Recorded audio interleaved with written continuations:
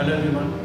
आज unit 1 electrostatics में हम लोग डिस्कस कर रहे थे इलेक्ट्रिक फील्ड। और इलेक्ट्रिक फील्ड में मैंने कल आपको बताया था पहले वीडियो में कि अगर कोई एक्सटर्नल इलेक्ट्रिक फील्ड है तो एक्सटर्नल इलेक्ट्रिक फील्ड में अगर कोई इलेक्ट्रिक डाइपोल आपने रखा हुआ है तो उस पर जो टॉर्क रखता है, फॉर्मूला टॉर्क का बताया था, torque equal to P cross E या पी ई साइन थीटा। जो एक्सटर्नल टॉर्क रहेगा, इस पर जो टॉर्क रहेगा torque equal to P E sine theta. External field की वजह से टॉर्क रहेगा, या in vector form torque equal to P cross E. मैंने बताया था आप लोगों को डायरेक्शन जो होगा वो पी क्रॉस की डायरेक्शन होगी, वही वेक्टर टॉर्क की डायरेक्शन होगी। और ये बताया था कि अगर आपको नेट फोर्स निकालना है, net force on electric dipole, तो आप देख रहे हैं कि नेट फोर्स रहेगा यहाँ पर ये होगा जो दोनों फोर्सेस लग रहे हैं, एक फोर्स है प्लस एफ, एक फोर्स है माइनस एफ, बिकॉज दोनों फोर्स जो हैं वो इक्वल एंड अपोजिट हैं, इसलिए नेट फोर्स जो रहेगा वो रहेगा 0। ये तीसरी बात। आप जानते हैं कि अगर कोई भी सिस्टम आपके पास है और अगर उस पर नेट फोर्स 0 होता है तो आप जानते हैं कि वो जो बॉडी होती है वो ट्रांसलेशनल इक्विलिब्रियम में होती है, क्योंकि यहाँ पर नेट फोर्स 0 है। इसलिए किसी भी इलेक्ट्रिक फील्ड में, किसी भी एक्सटर्नल इलेक्ट्रिक फील्ड में रखा हुआ जो इलेक्ट्रिक डाइपोल होगा वो भी ट्रांसलेशनल इक्विलिब्रियम में होगा। इसका मतलब ये हुआ कि उसका जो सेंटर ऑफ मास है यानी कि पॉइंट O जो होगा वो अपनी पोजीशन में रहेगा, वो ट्रांसलेशनल इक्विलिब्रियम में रहेगा, वो अपनी जगह से हटेगा नहीं, उसमें एक्सेलरेशन 0 होगा। यानी कि देखिए आप ये ऐसे अलाइन होगा। जो वेक्टर P है यहाँ पर, वेक्टर P की डायरेक्शन कौन सी है, from negative charge to positive charge, ये वेक्टर P की डायरेक्शन होगी।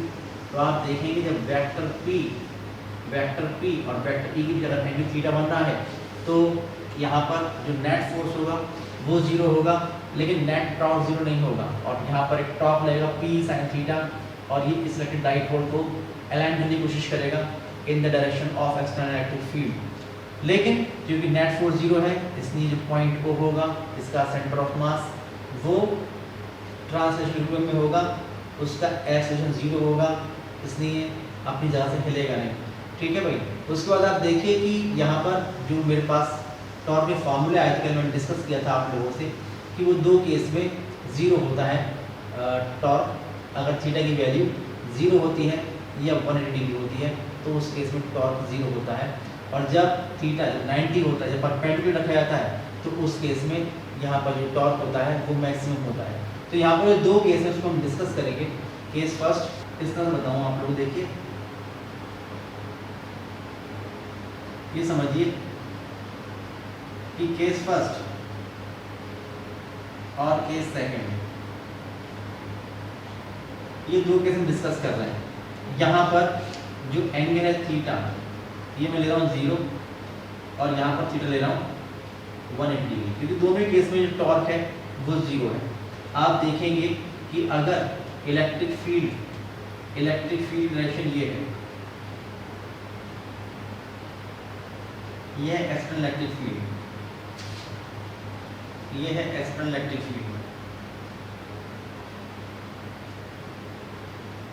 ये है। तो आप देखेंगे कि अगर हम इसके अंदर एक इलेक्ट्रिक डाइपोल रख दें, पहले केस में वेक्टर P यानी कि ये नेगेटिव चार्ज माइनस Q और ये पॉजिटिव चार्ज प्लस Q, तो वेक्टर P जो होगा वो इस डायरेक्शन में होगा, ये होगा वेक्टर P। तो यहाँ पर थीटा 0 होगा।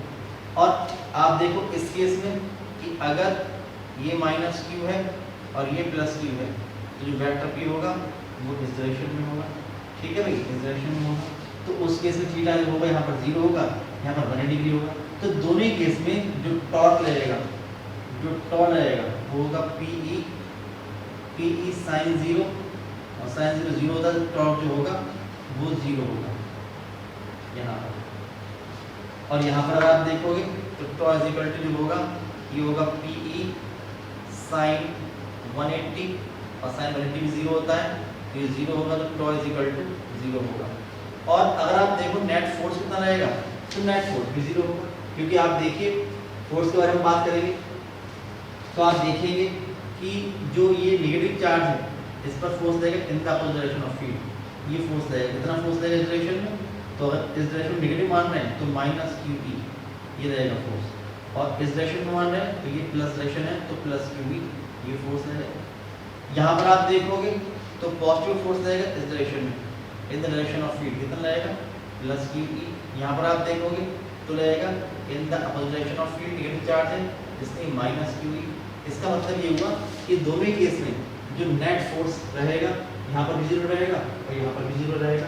आप लिखेंगे कि यहाँ पर जो एफ नेट रहेगा ये प्लस क्यू ई और प्लस माइनस क्यू ई ये जीरो रहेगा। यहाँ पर जो एफ नेट रहेगा ये भी प्लस क्यू ई और प्लस माइनस क्यू ई ये भी जीरो रहेगा। तो आप देख रहे हैं कि नेट फोर्स भी जीरो है, नेट टॉर्क भी जीरो है। इसलिए आप जैसे जानते हैं कि अगर नेट फोर्स जीरो होता है तो वो ट्रांसलेशनल इक्विलिब्रियम की पोजीशन होती है, इसलिए यहाँ पर ट्रांसलेशनल इक्विलिब्रियम में है।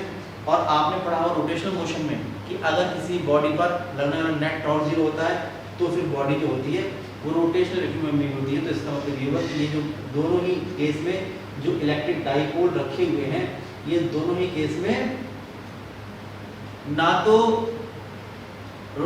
तो ट्रांसलेशन मोशन करेंगे और ना ही रोटेशनल मोशन करेंगे। इसका मतलब कि ट्रांसलेशनल इक्विलिब्रियम में भी होंगे और रोटेशनल इक्विलिब्रियम में भी होंगे। लेकिन दोनों ही केस दोनों ही बातों में एक फर्क है।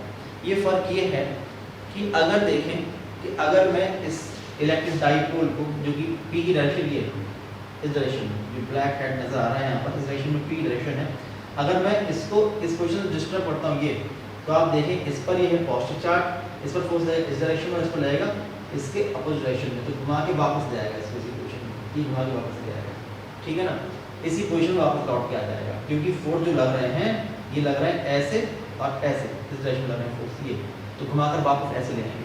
लेकिन यहाँ पर अगर आप देखें कि यहाँ पर जो फोर्स लग रहा है यहाँ पर वेक्टर की डायरेक्शन में आप देखिए तो यहाँ पर जो फोर्स लग रहा है वो लग रहा है ऐसे और ये लग रहा है ऐसे। अगर मैं इसको इसकी पोजीशन डिस्टर्ब कर दूँ जरा सा ये, तो आप देखिए फिर ये वापस लौटेगा नहीं, ये जो फोर्स लग रहा है ये फोर्स घुमाकर इसको ऐसे कर देंगे, इस पोजीशन में रहेंगे। इसका मतलब ये हुआ कि अगर हम लोग इसको डिस्टर्ब करते हैं तो ये वापस लौट के ऐसे करें ऐसे करें लौट के ऐसे आ जाएगा। लेकिन अगर इसको डिस्टर्ब करते हैं ये, तो ये घूमकर ऐसे ऐसे हो जाएगा। इसलिए इस वक्त है तो दोनों इक्विलिब्रियम में भी, लेकिन यहाँ पर ऐसा है कि अगर हम इसको डिस्टर्ब करेंगे तो ये किसी पोजीशन में वापस लौट के आ जाएगा। इसलिए ये कंडीशन है स्टेबल इक्विलिब्रियम की और ये अनस्टेबल इक्विलिब्रियम की पोजीशन है। इसका मतलब ये हुआ कि अगर हम लोग इसको डिस्टर्ब कर देंगे तो ये ऐसे वापस लौट नहीं पाएगा बल्कि इस पोजीशन में आ जाएगा। इसलिए ये जो है कंडीशन ऑफ स्टेबल इक्विलिब्रियम है और ये है कंडीशन ऑफ अनस्टेबल इक्विलिब्रियम। तो ये है कंडीशन ऑफ स्टेबल इक्विलिब्रियम। ये खास बात है जिसके लिए थीटा कितना होता है, थीटा होना चाहिए 0, ये क्वेश्चन एग्जामिनेशन में कितना ही होना चाहिए। और यहाँ पर ये जो कंडीशन है ये कंडीशन ऑफ अनस्टेबल इक्विलिब्रियम।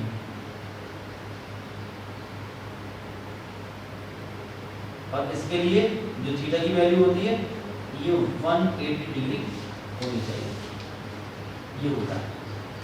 उसके बाद इसका बिहेवियर अगर हम बात करते हैं, आप देख रहे हैं कि इसमें तो टॉर्क 0 है, फोर्स भी 0 है। उसके बाद बात करते हैं कि अगर हमारे पास कोई ऐसी फील्ड हो जो कि नॉन यूनिफॉर्म फील्ड हो, तो behaviour of an electric dipole in external field, तो आप देखिए नोट पे मैं आपको बताऊं करके कि in case of non uniform electric field, कहीं पर अगर नॉन यूनिफॉर्म इलेक्ट्रिक फील्ड है, आप देखिए फील्ड इस तरीके से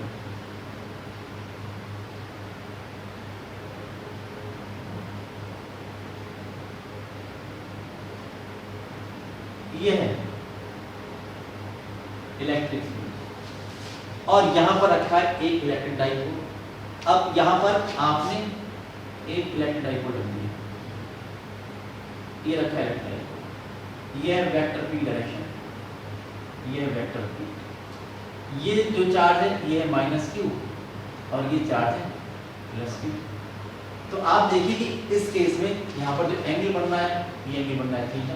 तो आप देखेंगे कि यहाँ पर एक टॉर्क तो लगेगा रहेगा क्योंकि टॉर्क जो पी साइन थीटा, तो उसकी वजह से जो ये इलेक्ट्रिक डाइपोल है ये घूमेगा in the direction of field. लेकिन यहाँ पर ये जो फोर्स लग रहे होंगे इस पर, जैसे कि आप देख रहे हैं कि यहाँ पर जो फोर्स लगेगा ये फोर्स लगेगा इस डायरेक्शन में, यहाँ पर जो फोर्स लगेगा ये लगेगा इस डायरेक्शन में, जो ये फोर्स लगेगा इस डायरेक्शन में ये होगा कितना QE, और ये होगा ये भी होगा क्यू, लेकिन इस डायरेक्शन में इसलिए माइनस क्यू मान सकते हैं।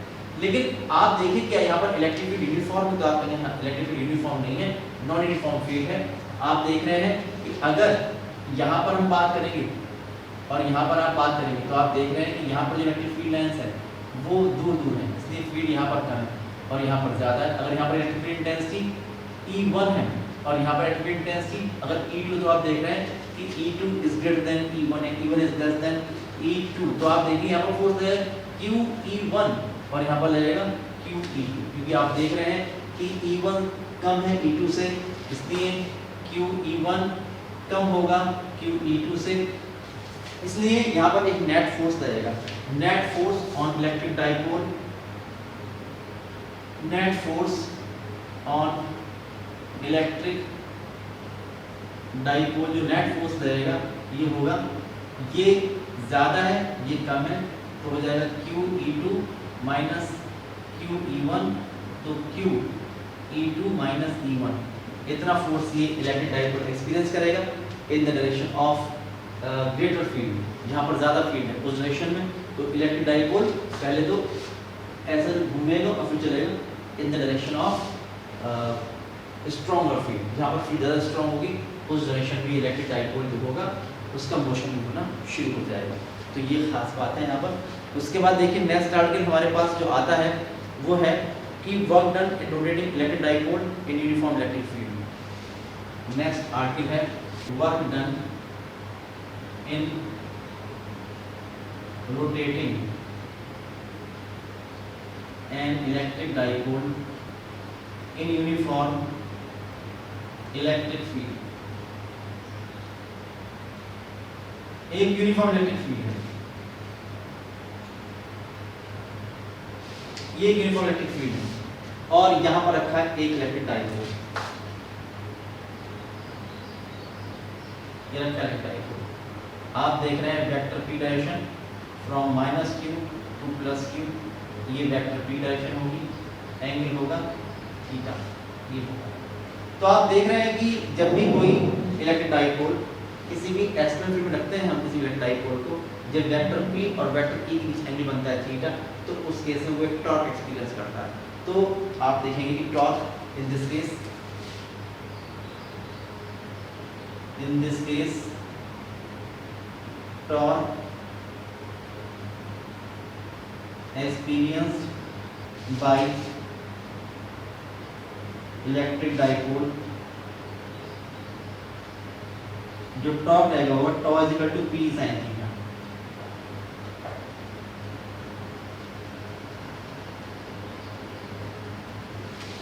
ये रहेगा टॉर्क, जो टॉर्क रहेगा इस वक्त का टॉर्क लग रहा है। अगर इस वक्त हम लोग इसको बहुत जरा से एंगल से अपने यहाँ डेविएट कर दें डी थीटा एंगल से, तो आप जानते हैं कि जिस तरीके से जो ट्रांसलेशन मोशन होता है वहाँ पर वर्क का फॉर्मूला होता है फोर्स इनटू डिस्प्लेसमेंट, और यहाँ पर जो रोटेशनल मोशन होता है वहाँ पर इसी तरह के फॉर्मूला का मैंने बताया था आपको 11th क्लास में। वो फॉर्मूला होता है फोर्स ये आता है टॉर्क यानी टॉर्क, और जहाँ पर होता है लीनियर डिस्प्लेसमेंट वहाँ पर आता है एंगुलर डिस्प्लेसमेंट यानी कि डी थीटा। तो जो वर्क डन होगा अगर हम लोग इसको आप लिखेंगे work done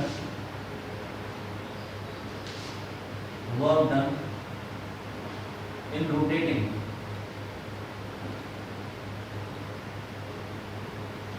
electric dipole by very small angle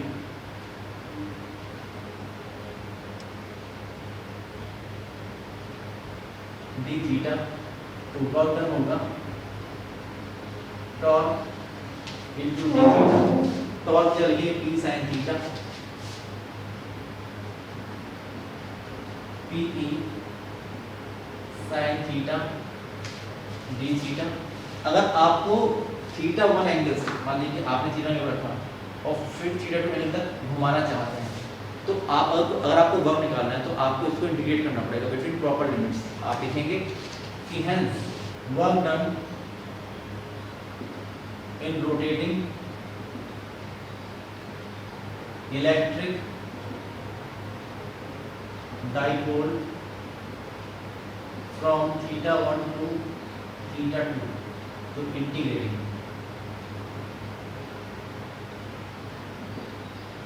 कर देंगे। तो integration of D W is equal to integration of P sine theta into D theta. Limit लेंगे थीटा 1 से थीटा 2 तक। तो जो वर्क डन आएगा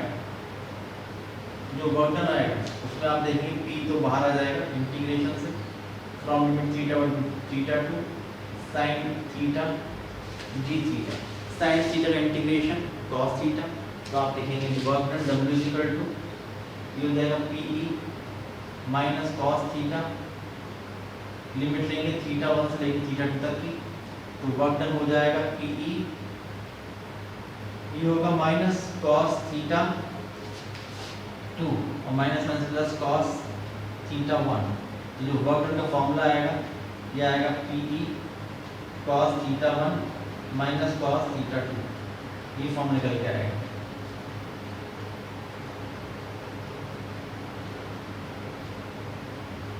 ये फॉर्मूला। अब आता है स्पेशल केस। भाई अगर आप लोग इलेक्ट्रिक डाइपोल छोड़ देंगे, ऐसे ही छोड़ दिए, मान लीजिए आप लोग तो ये घूम कर इस पोजीशन में आ जाएगा। जब घूम के इस पोजीशन में आ जाएगा तो ये है पोजीशन ऑफ स्टेबल इक्विलिब्रियम। तो जब आपको इस पोजीशन से घुमाना है, क्योंकि पहले तो आपको यही मिलेगा ना, फिर आप चाहते हैं घुमाना थीटा एंगल से, तो फिर उस केस में आपको कितना वर्क करना पड़ेगा। तो इसका एक स्पेशल केस देखिए। Special case work done in rotating electric dipole from position of stable equilibrium bye an angle theta. अगर ये काम करना चाहते हैं आप लोग तो क्या करेंगे कि इसमें जो थीटा 1 था और इनिशियली कहाँ था, इनिशियली ऐसे था थीटा 0, फिर आप घुमाया तो थीटा 2 कितना हो गया, थीटा हो गया। तो पुटिंग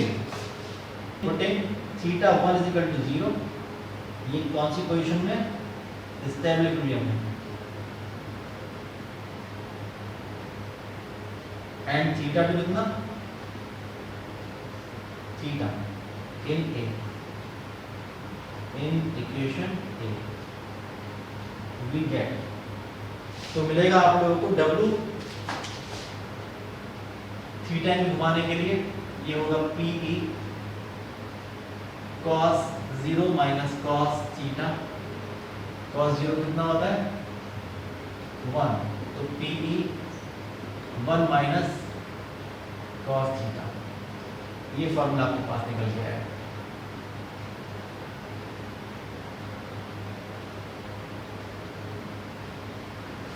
इक्वेशन नंबर 3। अब देखिए नेक्स्ट पार्ट के हमारे पास आता है electric potential energy of an electric dipole in external uniform electric field.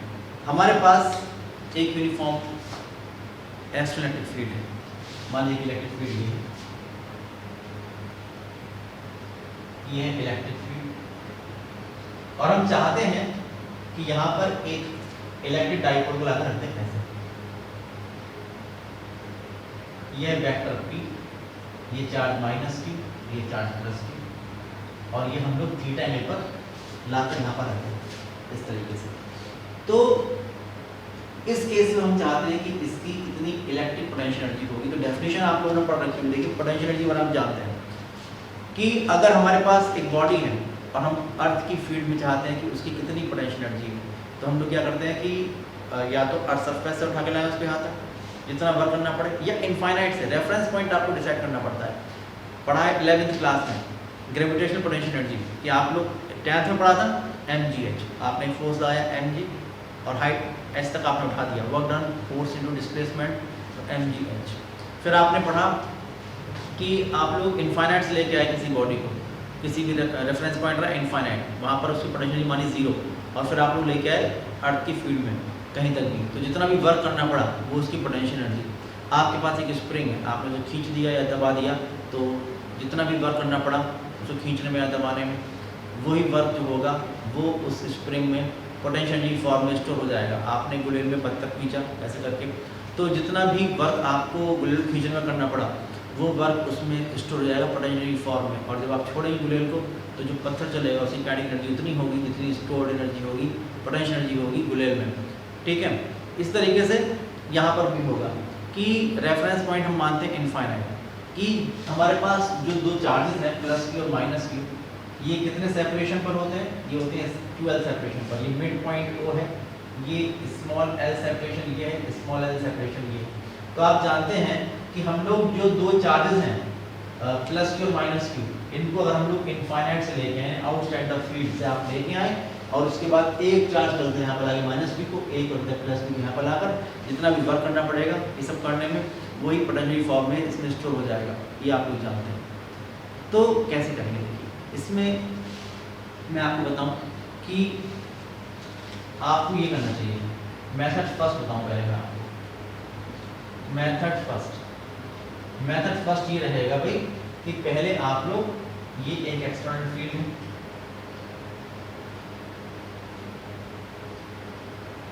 एक एक्सटर्नल फील्ड है, पहले आप लोग इनफाइनाइट चार्ज लेके आइए। पहले लेके आइए इलेक्ट्रिक फील्ड ये रही, यहाँ लाइए माइनस की रख दीजिए और प्लस की रख दीजिए। कितना सेपरेशन हो गया?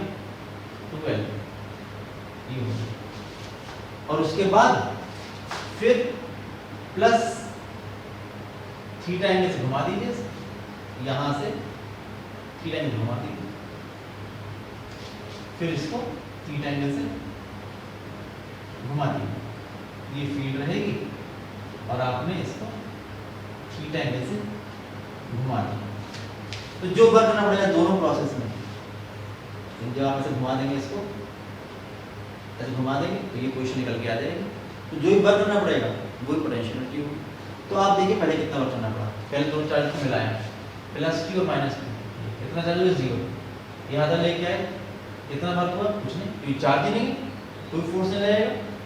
नेट चार्ज 0 तो एब्सोल्यूट क्यू ही होता है, तो कोई फोर्स नहीं लगा। तो उसके बाद इसका रख दिया और जो चले माइनस की लेकर चले, तो माइनस की फोर्स तो लग रहा है, एक्सेलरेशन अपने आप ही लग रहा है। तो इसलिए अपने आप ये यहाँ से यहाँ तक चार्ज अपने आप आएगा, आपको वर्क करना नहीं पड़ेगा, आपको वर्क मिल जाएगा। यहाँ पर वर्क मिलता है वो नेगेटिव का वर्क होता है। तो आप देखिए कि यहाँ पर जो वर्क करना पड़ेगा, टोटल वर्क जो रहेगा हमारे पास वो होगा, पहली बात ये कि आप जानते हैं कि पोटेंशियल एनर्जी होती है वो टोटल वर्क डन के इक्वल हुआ करती है।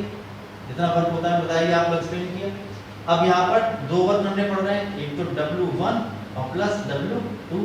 यहाँ पर इस स्टेप 1 में जो वर्क करना पड़ रहा है कि मैंने बताया कि यहाँ तक कोई वर्क नहीं, और उसके बाद फोर्स इन डिस्प्लेसमेंट, फोर्स लग रहा है इस तरफ, इस पर जो फोर्स लग रहा है ये है फोर्स और डिस्प्लेसमेंट है 12 और प्लस यहाँ पर थीटा एंगल से इसको रोटेट करने का वर्क करना पड़ता है इलेक्ट्रिक फील्ड में।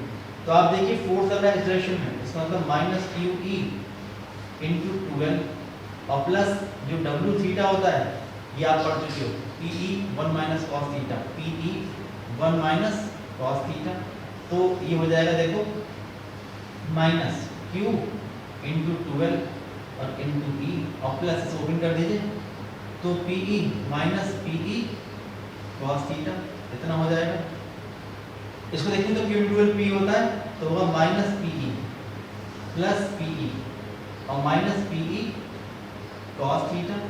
तो माइनस P से प्लस PE कैंसिल हो जाएगा, तो जो W आएगा वो आया माइनस PE कॉस थीटा। तो आप जानते हैं जो U होता है U सफिक्स थीटा, ये होगा माइनस PE कॉस थीटा। और आप जानते हैं कि कहीं पर लिखा है A डॉट B, तो A भी कॉस थीटा होता है, तो यहाँ पर लिखा है P cos theta, P dot D हुआ। इसलिए जो U सफिक्स थीटा होता है वो होता है या तो माइनस P कॉस थीटा या minus vector P dot vector P। एक तरीका हमारे पास ये हो गया कि हम इस तरीके से इसकी पोटेंशियल निकाल सकते हैं। इसका एक और आसान सा तरीका है, वो बहुत ही आसान तरीका है। मेथड सेकंड देखिए, वो बहुत ही आसान है। मेथड सेकंड मेथड सेकंड में ये है कि ये इलेक्ट्रिक फील्ड है, ये एक एक्सटर्नल इलेक्ट्रिक फील्ड है।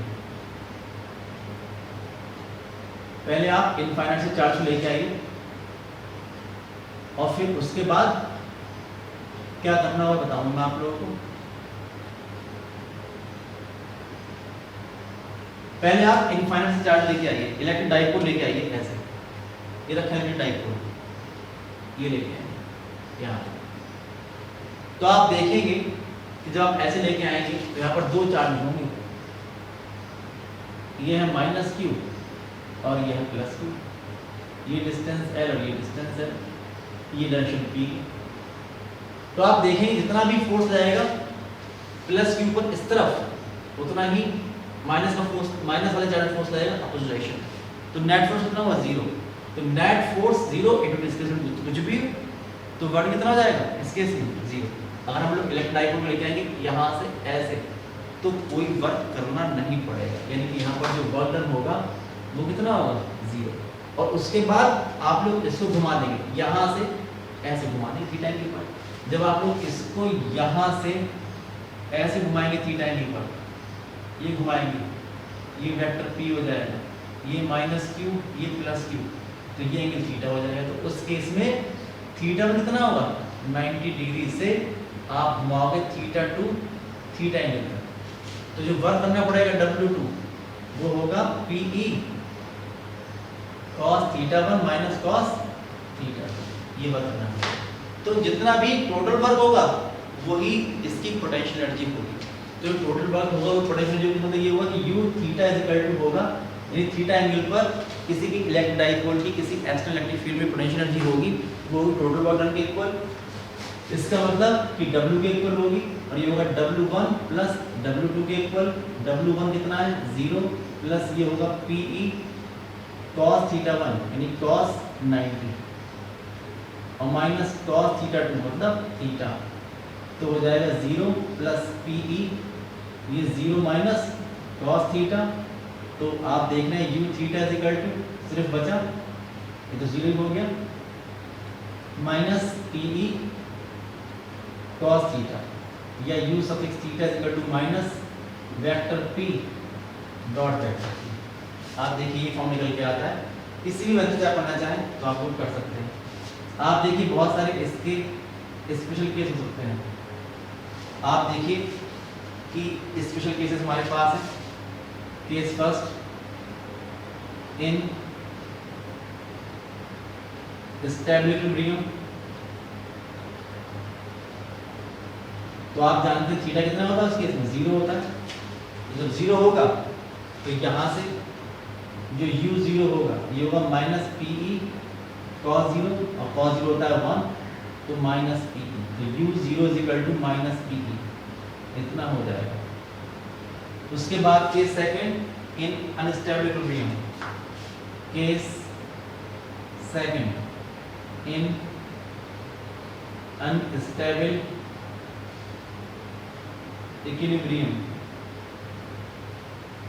थीटा कितना हो जाएगा भाई? 180 डिग्री, ये हो जाएगा। तो U 180 जो होगा, U 180 degree is equal to होगा minus PE cos 180, minus PE cos 180 जो होता है माइनस 1 होता है, तो ये जाएगा प्लस PE।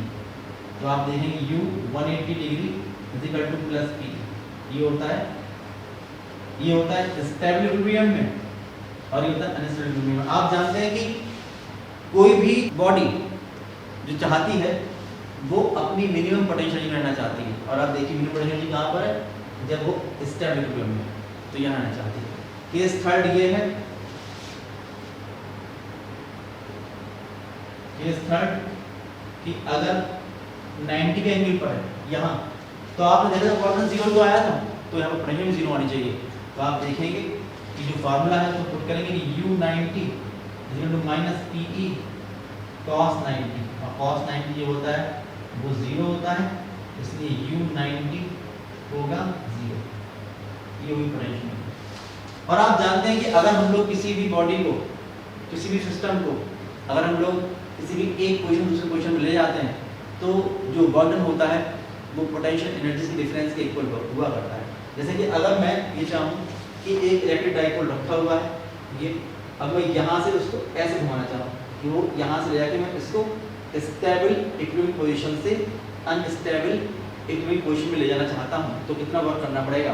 तो वो होगा उनकी जो पोटेंशियल एनर्जीज हैं उसका जो डिफरेंस है, इसका मतलब कि U180 minus U0, U final minus U initial, इसका मतलब प्लस P और माइनस माइनस P, तो माइनस माइनस P मतलब प्लस P ही हो जाएगा, तो P प्लस P यानी ट्वाइस P, इतना वर्क करना पड़ेगा।